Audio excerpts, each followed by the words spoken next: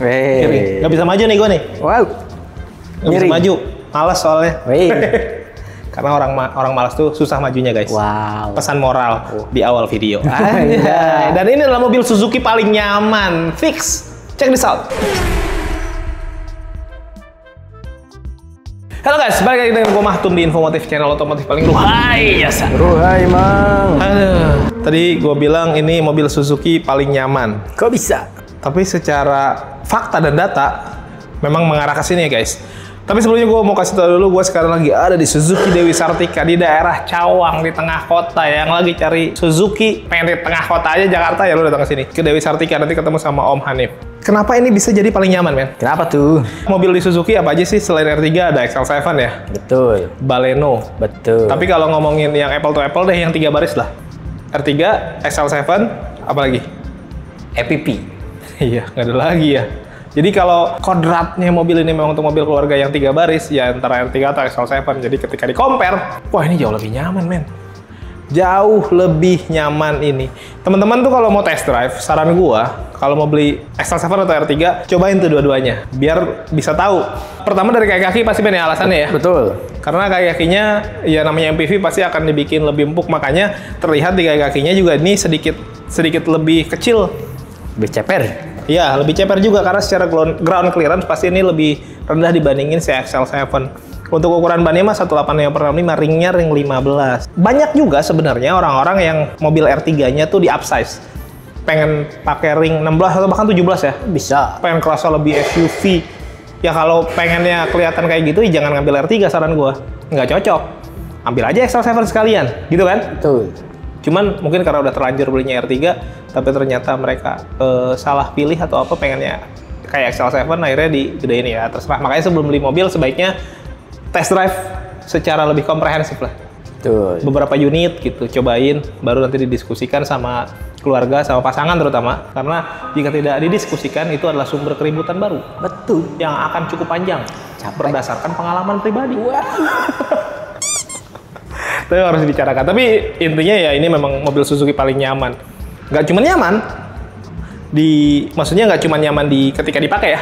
Tapi ketika dilihat juga, terutama yang R3 Cruise ini ya, karena ini adalah varian tertinggi dengan harga 300 jutaan ya men ya. Betul. Belum dipotong cashback. Dan kalau teman-teman pengen dapat benefit lebih, saran gua ambil unit yang masih kemarin 2024. Tidak ada perubahan apa-apa, tidak ada perbedaan. Mobilnya juga mobil baru, tapi tetap teman dapat benefit yang lebih banyak. Unitnya juga katanya masih ada, nanti kita tanya sama Om Hanif lah. Untuk itu, tapi setidaknya untuk mobil ini secara tampilan memang kerasa lebih sporty dibandingin tipe-tipe R3 yang lain. Walaupun ini adalah mobil keluarga MPV ya, tapi ketika ada penambahan-penambahan yang bikin jadi lebih sporty, ya why not? Itu sebagai benefit tambahan lah. Perlampuan udah lengkap, dia pakai proyektor halogen ya men? Yoi. Housingnya juga ada krum-krumannya, jadi lebih kelihatan lebih mewah lah gitu. Di bawah juga ada fog lamp, ada DRL yang optional, bisa dimatiin, bisa dihidupin. Nah yang berbeda adalah di bagian grillnya dibandingin sama tipe R3 yang lain. Grillnya itu dibikin hitam dengan atas bawah tuh ada krum-krumannya, dan hitamnya dibikin lebih glossy, jadi kerasa lebih menyalawi. Di bagian bawah nih ada tambahan body kit. Nah itu, body kit itulah yang bikin mobil ini jadi kelihatan lebih sporty. Kok bisa body kit bikin mobil jadi kelihatan lebih sporty? Kan idealnya kalau mobil-mobil sporty itu diidentifikasi. Diibaratkan. Diibarat tuh kayak mobil-mobil balap ya. Mobil-mobil balap tuh pasti kelihatan jadi lebih ceper. Betul. Yang bikin dia lebih ceper itu bukan karena semata-mata ground clearance-nya diturunin, mungkin kaki-kakinya dipendekin, enggak. Tapi karena penambahan gini nih. Jadi secara efek visual kelihatannya kayak ceper, akhirnya kerasa lebih sporty, kelihatannya begitu. Tapi setidaknya jadi kelihatan lebih lengkap sih. Ke bagian samping men. Ini kan bannya ring 15, tapi dengan desain velg yang kayak begini nggak kelihatan cupu ya. Kalau ngelihat mobil dengan ban kecil tuh kerasanya kayak cupu ya. Cupu. Tapi itu bisa diobatin dengan desain velg yang bagus, yang atraktif. Ini salah satunya nih, di R3 Cruise ini dia velgnya dibikin two-tone polish machining. Jadi kelihatan lebih atraktif, terus pengereman di dalamnya juga pakai cakram, jadi lebih safety lah, lebih bagus, dan kelihatannya juga secara visual padat gitu. Apalagi ditambah sama body kit bawah tuh men, jadi kelihatan lebih full gitu. Terus di bagian sininya spionnya dia ada lampu sennya, pelipatan juga sudah auto folding, dan ini adalah yang warna hitam. Kalau warna hitam pasti lebih murah dibandingin yang two-tone ya. Kalau teman-teman lebih suka yang kelihatan lebih sporty lagi, saran gua ambil yang warna lain selain warna hitam. Jadi two-tone-nya kelihatan tuh. Atasnya dibikin hitam sampai ke sini di blackout, tapi bagian sininya warna yang lain, mungkin putih atau purple. Emang ada purple? Nggak ada. Nggak ada ya. Ya pokoknya warna-warna lain lah, jadi ada gradasi. Di bagian atas polos dia nggak ada roof rail karena emang MPV nggak pakai begituan. Cuman kalau mau juga bisa ditambah yang jepit gitu, itu juga bagus sih sebenarnya. Ya itu secara fungsi tergantung kebutuhan lah ya. Handle pintu chrome, ada akses smart entry. Terus di bagian belakang pengereman tromol sampai ke bagian belakang sini ya. Kalau hitam memang yang bisa dikombin itu ya paling penambahan warna-warna atau finishing chrome kayak di bagian handle pintu gitu sih ke belakang.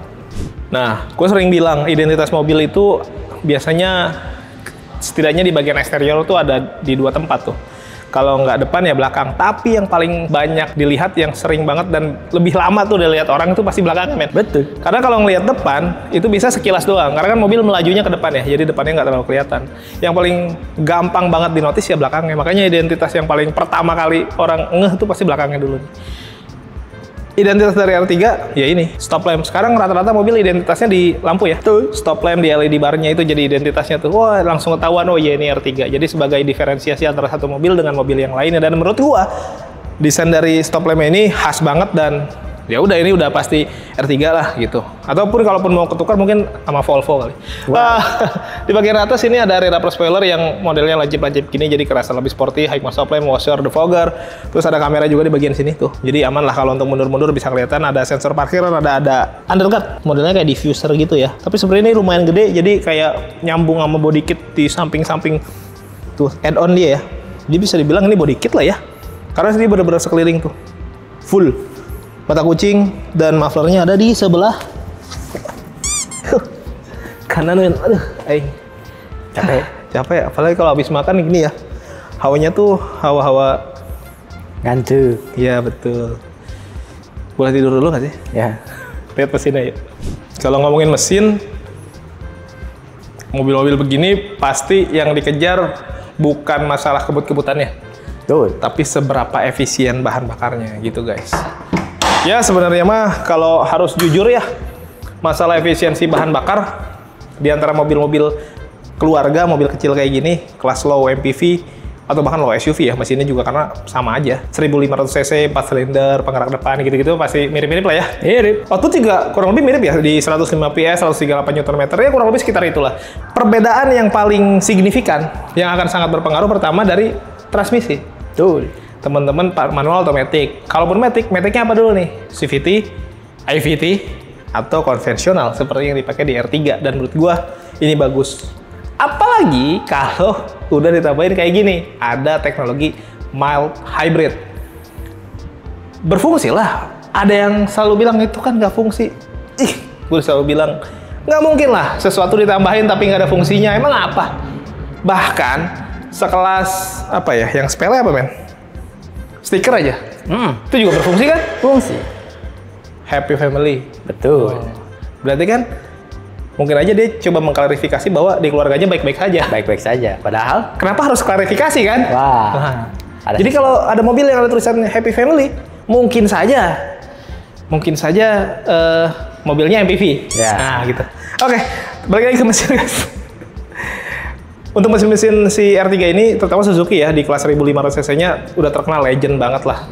Irit, tapi tetap bertenaga, dipakai di dalam kota, di luar kota, ya worth it aja. Apalagi udah tambahin teknologi mild hybrid, ada teknologi lainnya kayak model automatic idling start stop, jadi bisa bantu efisiensi bahan bakar lebih lagi ketika di kondisi stop and go. Tarikan awal juga ada penambahan tenaga dari motor listrik, dan menurut gue itu better sih. Gue mau nanya promonya, apalagi kalau ada unit 2024 ini better nih. Gue tanya dulu sama Om Hanif yuk. Nah guys, sekarang kita tanya langsung sama jagoan di Dewi Sartika nih, Om Hanif. Halo Om, apa kabar Om? Hanif Bewok. Hanif Bewok. Tapi udah dicukur sih Om. Oh udah iya. Agak sedikit kelibis. Ya udah nggak usah detail-detail. Gue geli. Gimana Om?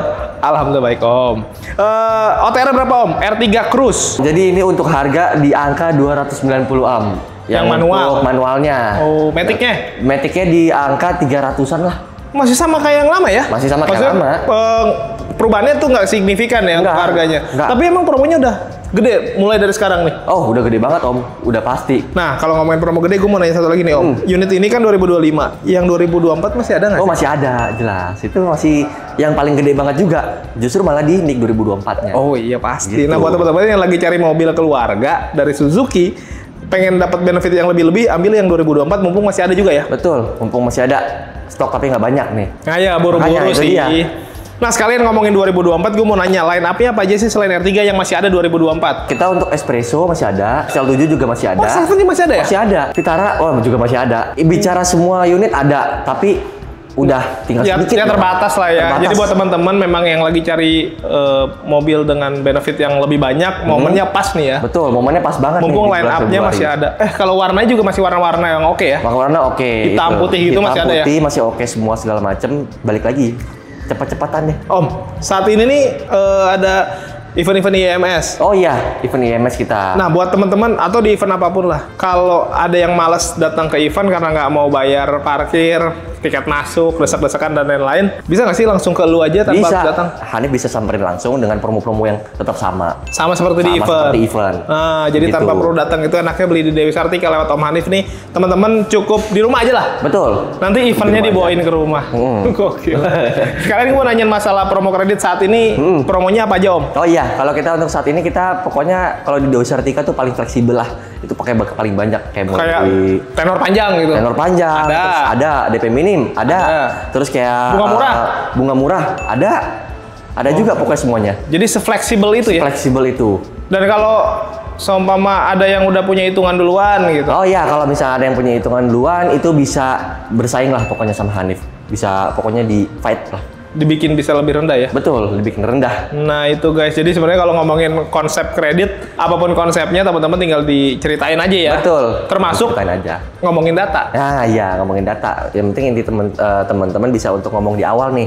Sekiranya memang ada data yang mungkin kurang bagus atau kurang lurus, nanti biar dibikin lurus nih. Tapi pokoknya harus dari awal. Gitu. Kalau Om Hanif bisa ngelurusin yang bengkok-bengkok. Nah iya, yang bengkok-bengkok bisa pokoknya dilurusin lah apapun itu. Ya, maksudnya kalau teman-teman ada datanya yang agak kurang mungkin kayak contoh gampangnya deh, mungkin ada yang kena call berapa gitu ya. Betul. Karena mungkin kadang-kadang kena blacklist itu bukan karena orangnya yang sembrono, tapi kadang datanya dipakai orang. Dipakai itu. Kalau rumah ngontrak tuh bisa dibantu nggak sih? Bisa. Bisa juga? Bisa lah. Tuker tambah Om? Tuker tambah. Nah kita kalau tuker tambah tetap bisa. Kita trade in untuk all brand itu kita pakai auto value. Auto value? Auto value. Intinya kita carikan harga terbaik lah Om. Intinya dapat harga terbaik. Dan yang paling penting resmi ya? Resmi, betul. Oke. Vendor dari kita pokoknya. Ya betul, resmi dari Suzuki. Terus ini test drive-nya ada nggak sih? Test drive ada. Kita mulai dari R3, XL7, terus ada Jimny juga ada sekarang. Vitara Espresso sampai pickup pun juga ada. Baleno juga ada. Pickup juga ada ya? Pickup juga ada. Gitu. Jadi semua line up untuk test drive ada dan Om Hanif bisa ke sana ya? Bisa untuk samperin langsung. Misalnya mager ke sini kan teman-teman, ya mendingan kita ke sana aja Hanif gitu. Ya, itu fleksibel lah ya? Fleksibel. Oke. Om, kalau service warranty gimana sih dia? Service warranty kita panjang Om garansinya. Kita kalau untuk service warranty kita ada di 3 tahun atau 50.000. Nah, oke. Ini kan mobil hybrid. Ya. Baterainya berapa lama? Kalau hybrid kita beda. Kalau baterainya itu kita garansi 160.000 atau di 8 tahun. Panjang juga ya? Panjang juga. Yang mana yang cepet Om. Teman-teman kalaupun pakai mobil yang hybrid ada baterainya gini juga nggak usah khawatir. Betul. Karena garansinya panjang banget juga ya. Betul. Jadi lebih tenang lah ya. Lebih tenang. Oke. Kalau ada teman-teman Om, ini kan kalau yang ini mah udah lengkap lah ya. Tapi kalau ada yang beli tipe GX, GL atau XL7 Jetta, Beta, dia belum ada kelengkapan kayak talang air, spoiler belakang, itu gimana tuh Om? Oh, itu bisa dibikin kayak seperti tipe tertinggi. Dengan cara order ke Hanif. Bayar lagi dong? Enggak dong, nggak bayar lagi. Itu udah percuma-cuma pokoknya. Oh, pokoknya dengan beli mobil Om Hanif, tampilannya bisa seperti tampilan tipe tertinggi? Betul. Kayak misalnya talang air, terus kayak misalnya spoiler, bisa lah dikasih. Bisa diatur lah ya? Bisa diatur. Atau kalau teman-teman punya request tersendiri, karena tiap orang kebutuhannya beda-beda, obrolin aja di awal ya? Betul. Misalnya kan ada yang pengen sarung jok, ya, kayak misalnya karpet dasar, itu juga bisa. Ntar bisa jadi pilihan lah. Bisa jadi pilihan. Tenang aja, pokoknya sama Om Hanif dibikin sefleksibel mungkin. Ada yang pengen lihat track recordnya, ada IG mungkin? Oh iya, bisa untuk lihat di IG di suzukitrada.hanif. Nah, bisa langsung ke situ. Tapi kalau mau fast respon, ya sebaiknya chat atau telepon di WA ya? Betul, langsung WA aja. Standby terus? 26 jam. 26 jam. Oke, jam Arab tuh. Lebih panjang. Betul. Ada lagi yang mau disampaikan Om? Udah, mungkin cukup itu aja Om. Itu aja cukup. Ya udah kalau gitu tunggu bayaran dari teman-teman, kita lanjut review unitnya guys. Yuk. Nah guys, gue udah di interior. Kenyamanannya tuh langsung terasa guys. Pertama, faktor pertama nih, ketika teman-teman masuk, yang enaknya karena mobil ini bisa dibilang nggak terlalu tinggi ya men ya. Masuknya tuh lebih mudah. Enak gitu, ngelagain kakinya nggak terlalu tinggi. Dan ya betul. Pakai rok, pakai sarung juga bisa ya. Iya. Nggak pakai rok, nggak pakai sarung juga bisa. Bisa. Kalau mentalnya kuat. Ya nggak apa-apa, nggak pakai rok, nggak pakai sarung ya berarti mungkin pakai celana kan? Bisa. Joknya juga enak, dia semi bucket dan menurut gue lumayan empuk, lumayan meluk tuh. Ada side supportnya di bagian sini. Memang dia bahannya full bahan fabric ya, tapi sebenarnya ya plus minus antara bahan fabric atau bahan kulit. Kulit memang lebih tahan karena kalau air tumpah apa tinggal dilap doang. Betul. Kalau fabric enaknya yaitu nggak panas. Betul. Bahan fabric bisa dikalahkan mutlak oleh bahan kulit yang perforated. Betul. Nah itu baru. Jadi kalau bahan kulitnya nggak bolong-bolong, nggak perforated, ya masih bisa diperdebatkan lah gitu. Dan dia ada peninggi joknya nih, ada high adjuster. Jadi buat teman-teman yang sekiranya lebih suka berkendara lebih commanding, lebih tinggi gitu, lebih enak, atau mau di low banget gitu, seperti low rider gitu ya kan, tukang ngedrift gitu ya kan, tukang pakai knalpot brong-brong gitu kan, pengen harus pendek tuh men. Bisa juga. Tapi kan nggak ideal kalau dipakai di sini ya. Tapi setidaknya ini lebih mudah kan. Terus kenyamanan lainnya adalah selain kayak kaki ya, ketika di dalam, kesenyapan kabin juga enak ya men ya? Enak banget. Apalagi kalau teman-teman nanti coba ngerasain test drive lah gitu, di kondisi stop and go, mesinnya mati, tapi AC dan lain-lainnya, audio, kelistrikan lah ya, itu tetap hidup karena ada baterainya kan. Selain irit, tapi lebih senyap juga ya. Betul. Berasa banget mobil hybridnya di situ. Walaupun memang tidak seperti mobil full hybrid ya, tapi ya lumayan lah, menurut gue itu bagus juga. Dalamnya juga kelengkapan menurut gue oke lah ya. Di bagian door trim tuh sampai ke bagian dashboard ada bahan-bahan karbon. Itu mungkin untuk menambahkan kesan sporty, biar relate sama yang di luar tadi ya. Udah tambah body kit, udah pakai velg yang bagus dan lain-lain. Ya di dalam juga harus ada kesan-kesan sporty. Salah satunya ini si bahan-bahan yang di finishing pakai karbon-karbon gini. Terus di setir juga dia udah kulit-kulitan tuh. Terus ada jet-jetan merah biar kerasa lebih sporty. Model yang flat bottom, 3 spoke, dan banyak sekali pencet-pencetan karena fiturnya di sini lumayan banyak. Ada cruise control, ada audio steering switch untuk pengaturan audio, ada bluetooth, ada teleponi, ada engine start stop karena udah keyless ya. Terus ada electric stability program, ada automatic idling start stop, hill hold control ya. Ada. Banyak lah. Jadi mobil ini udah lumayan, dan ada untuk matiin DRL tuh. DRL-nya bisa mati bisa hidup dan lucu sih.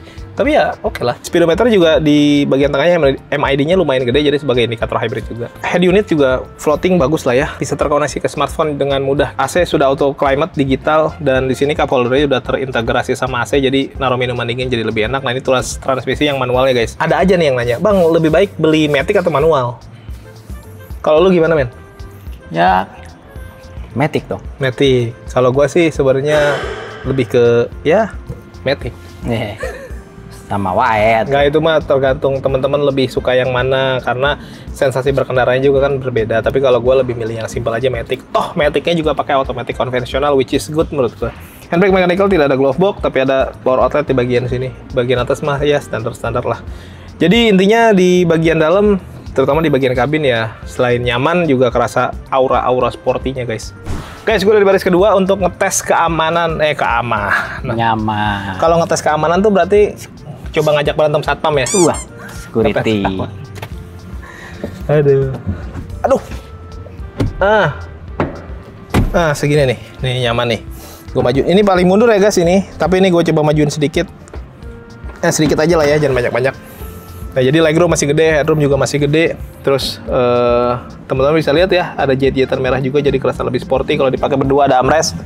Tapi ini tuh idealnya bisa untuk dipakai bertiga, dan bertiga pun duduk di tengah lumayan nyaman karena lumayan datar nih untuk si lantainya ya. Decknya tuh dia yang lumayan flat gitu. Sekarang kita ke bagian belakang tanpa ngerubah. Aduh, ngapain? Capek banget. Kenapa gua repot? Aduh, encok. Oke.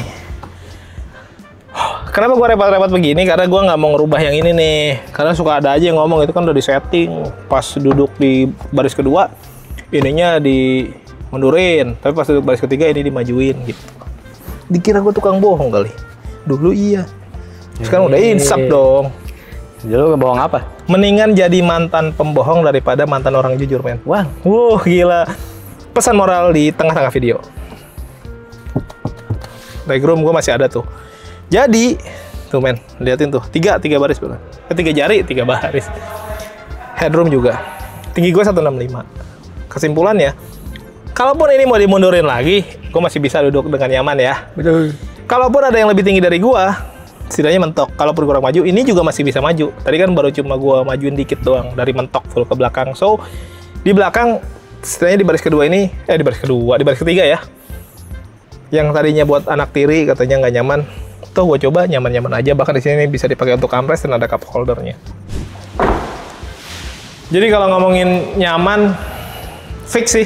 Gue sih ya buat nggak tahu lu sepakat atau nggak, tapi CR3 ini terutama yang Cross adalah mobil yang paling nyaman di Suzuki, terutama untuk keluarga. Nyaman di kantong juga sih setelah tahu harga dari Om Hanif tadi.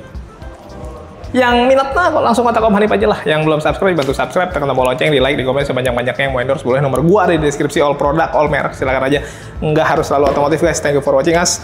Tetap sehat, tetap semangat di mobil yuk.